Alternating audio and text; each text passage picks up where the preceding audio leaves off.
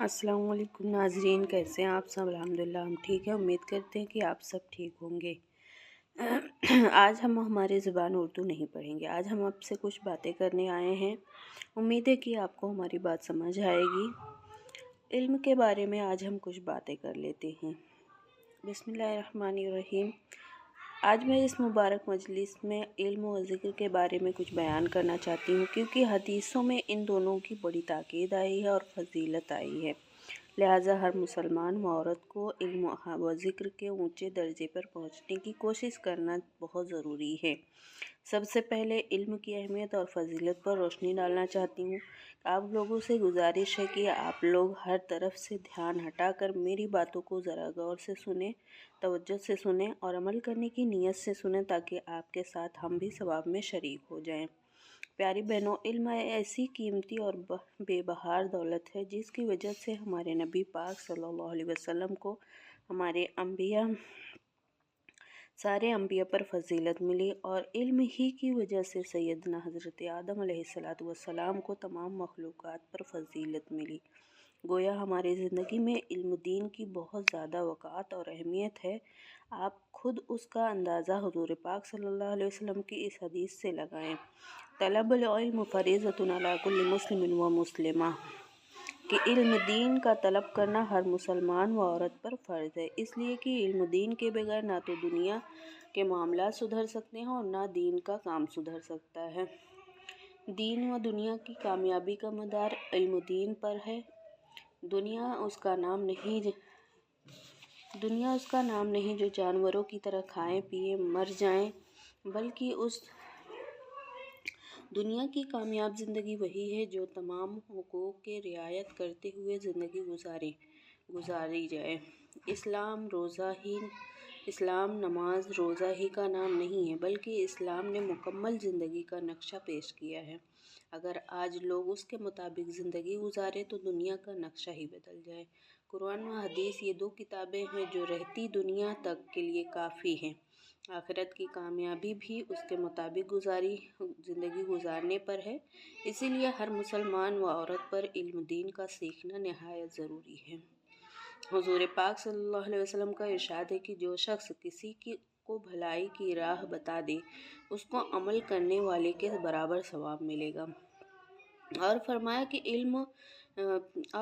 کہ ایک سمجھدار عالم شیطان پر جتنا بھاری ہوتا ہے، 1000 عابد اس پر اتنے بھاری نہیں ہو سکتے، اور یہ بھی فرمایا کہ جو شخص اسلام کو زندہ کرنے کی نیت سے علم حاصل کرتے کرتے مر گیا اور اس کے اور نبیوں کے درمیان جنت میں 1 درجہ کا فرق ہوگا۔ ایک حدیث میں آپ نے ارشاد فرمایا، خدا اس بندے کو تر و تازہ رکھے جو میری بات سنے اور اس کو صحیح یاد کر لے اور دوسروں تک جوں کا توں پہنچا دے۔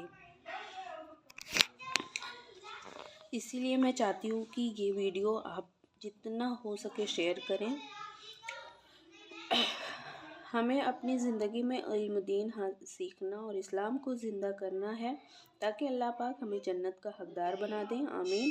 ایک حدیث میں حضور پاک صلی اللہ علیہ وسلم نے فرمایا، جب کوئی بندہ یا بندی علم دین حاصل کرنے کی نیت سے نکلتا ہے تو ہر جاندار اس کے لیے مغفرت کی دعا کرتے ہیں، حتیٰ کہ بلوں میں سے چیونٹیاں، پانی میں سے مچھلیاں اور اڑنے والے درندے پرندے، جنگل کے پرندے، گرز کی سب ایک زبان ہو کر عرض کرتے ہیں، یا اللہ، یہ تیرا دین سیکھنے کے لیے نکلا ہے، اس کی مغفرت فرما دے۔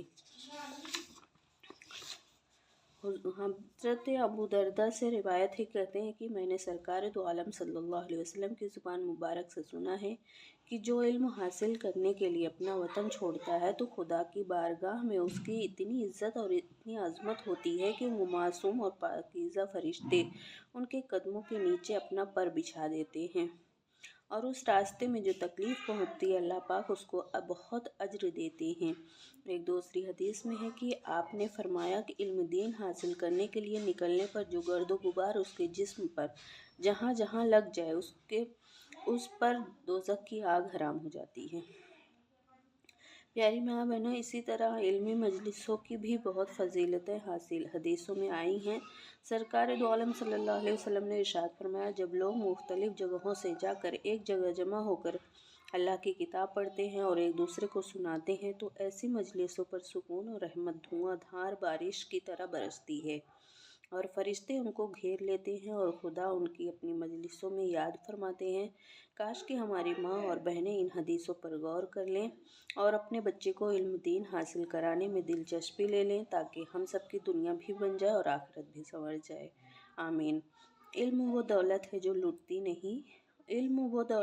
लुटती नहीं, खर्च करने से कभी घटती नहीं। तो प्यारी माँ बहनों, आइए हम सब अहद करते हैं कि आज से हम अपने बच्चों को इल्म दीन की तरफ दिलचस्पी लेंगे, उनको इल्म दीन सिखाएंगे।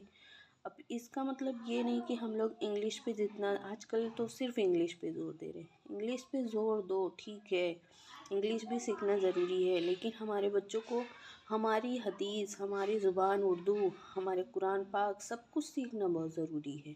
हमारे बच्चों को जितना ज़रूरी इंग्लिश है उतना ही ज़रूरी उर्दू, अरबी, कुरान पाक की तिलावत, ये सब भी ज़रूरी है जो आखिरत भी संवारे। सिर्फ दुनिया ही में नहीं रहना है, एक दिन सबको आखिर दुनिया छोड़ के जानी है, तो हमको आखिरत की भी तैयारी करनी है इसके साथ साथ। तो इसीलिए ये कुरान की आयत मेरा चैनल है, मैं चाहती हूँ कि इसके ज़रिए भी थोड़ा सा इल्म दीन, मैं सिर्फ यही चाहती हूँ कि बच्चे इल्म दीन हासिल करें, इल्म दीन सीखें। तो मेरे चैनल कुरान की आयत को सब्सक्राइब कर लीजिए, लाइक और शेयर कर दीजिए। और हम आज पढ़ते हैं, आज का सबक देखते हैं कौन सा है हमारी ज़ुबान उर्दू का। आइए आगे हम पढ़ते हैं। सबक नंबर 15 है खुतूत नवेसी।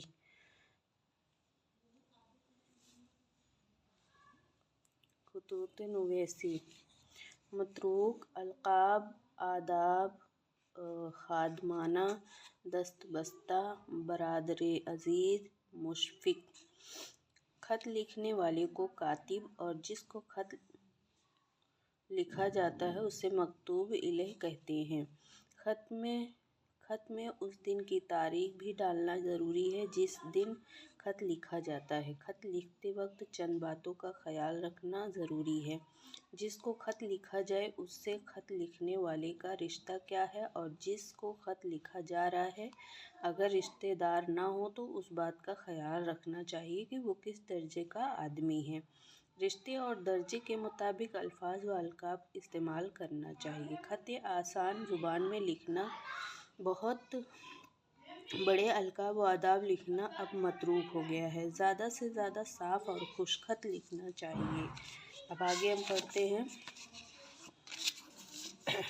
खुशख़त लिखना चाहिए। ख़त लिखते वक्त ऐसा समझ लो कि जिसको ख़त लिखा जा रहा है वो सामने बैठा है। अलकाब व आदाब, जैसा कि ऊपर पढ़ चुके हैं, रिश्ते दर्जे के लिहाज से अलकाब और आदाब इस्तेमाल करना चाहिए, इसलिए छोटों और बड़ों के लिए अलग अलग आदाब व अलकाब लिखे जाएंगे। इसी तरह बराबर वालों के लिए भी अलग अलकाब इस्तेमाल किए जाएंगे, मसलन बड़ों के लिए। अब ये मैं कल पढ़ूँगी क्योंकि आज वीडियो बहुत ज़्यादा लॉन्ग हो जा रही है। उर्दू सीखने के लिए, उर्दू पढ़ने के लिए हमारे चैनल कुरान की आयत को सब्सक्राइब कर लीजिए। और हाँ, जो मैं वीडियो अपलोड करती हूँ शॉर्ट वीडियो, वो हमारी कुरान की तिलावत होती है, तो प्लीज़ आप उसको आगे मत बढ़ाइए। प्लीज़ उसको आप लोग उस वीडियो को ऊपर कर देते हैं, स्किप कर देते हैं। प्लीज़ कुरान की आयत, अगर आप कुरान की तिलावत नहीं कर पा रहे हैं तो प्लीज़ आप कुरान की आयत को सुन लिया करिए, आप भी सवाब के हकदार होंगे और हम भी। अब हम आपसे मिलते हैं कल एक नए सबक के साथ इंशाअल्लाह ताला। दुआ में याद रखिएगा। अस्सलाम वालेकुम।